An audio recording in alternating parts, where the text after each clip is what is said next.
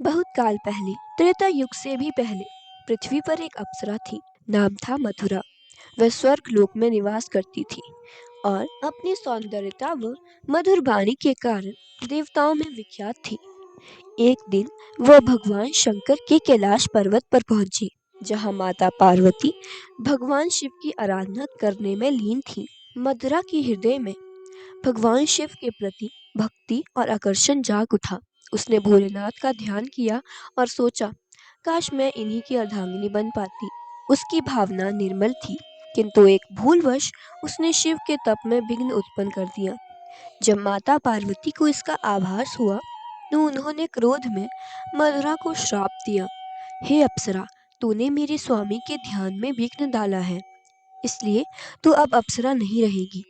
तू मृत्युलोक में जन्म लेगी और असुर कुल में उत्पन्न होगी। मधुरा भयभीत होकर कांप उठी और विनम्र होकर बोली, माता, मेरा उद्देश्य पवित्र था। मैंने केवल भगवान शंकर का ध्यान किया था। कृपया करें, मुझे पूर्ण श्राप ना दें। माता पार्वती का हृदय द्रवित हो गया। उन्होंने कहा, ठीक है, तेरा जन्म असुर कुल में होगा, पर तू अत्यंत धर्मनिष्ठा और पवित्रता से युक्त होगी।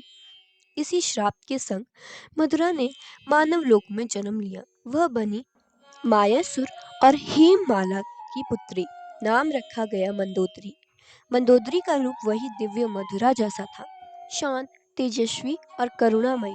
बचपन से ही उसमें असाधारण बुद्धिमत्ता थी। वे योग, नीति और वेद विद्या में निपुण थी। उसके स्वभाव में नम्रता और पवित्रता झलकती थी। वे भले ही असुर कुल में जन्मी थी, परंतु उसके भीतर देवी के गुण विद्यमान थे। एक दिन रावण दैत्यराज मायासुर के भवन में पहुंचा। वह उसके पास विशेष कार्यवश आया था, किंतु वहां उसने पहली बार मंदोदरी को देखा। मंदोदरी की संतुलित वाणी, मर्यादा युक्त आचरण और सौम्य तेज ने रावण को प्रभावित किया। रावण ने मायासुर से मंदोदरी का हाथ मांगने की इच्छा प्रकट की।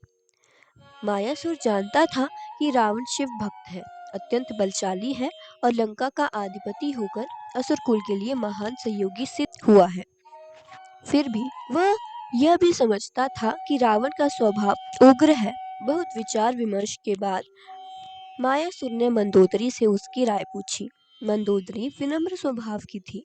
उसने पिता के निर्णय को ही अपना निर्णय माना और कहा, हे पिता, आप जो उचित समझें वही मेरे लिए धर्म है। अंततः दोनों कुलों की सहमति से मंदोदरी और रावण का विवाह धूमधाम से संपन्न हुआ। मंदोदरी के आगमन के बाद लंका में शांति, सौम्यता और नीति का वातावरण कुछ बढ़ा। उग्र स्वभाव को संतुलित करने का यत्न करती अनेक बार उसने रावण को अधर्म के मार्ग से दूर रहने, अन्य प्राणियों की पीड़ा समझने और अपनी शक्ति का सदुपयोग करने की सलाह दी। रावण भी मंदोदरी का सम्मान करता था और कई मामलों में उसकी बात मानता था, परंतु उसके भीतर छिपा अहंकार और शक्ति लालसा समय समय पर जागृत हो जाता था। इस प्रकार मंदोदरी केवल रावण की पत्नी ही नहीं थी, वे मधुरा अप्सरा का पुनर्जन्म थी, जो शिव भक्त थी और जिसका जन्म इस बात का प्रमाण था कि भक्ति और धर्म का प्रकाश अधर्म के अंधकार में भी नहीं बुझता। अगर आपको ये कथा पसंद आई हो तो प्लीज लाइक और सब्सक्राइब करें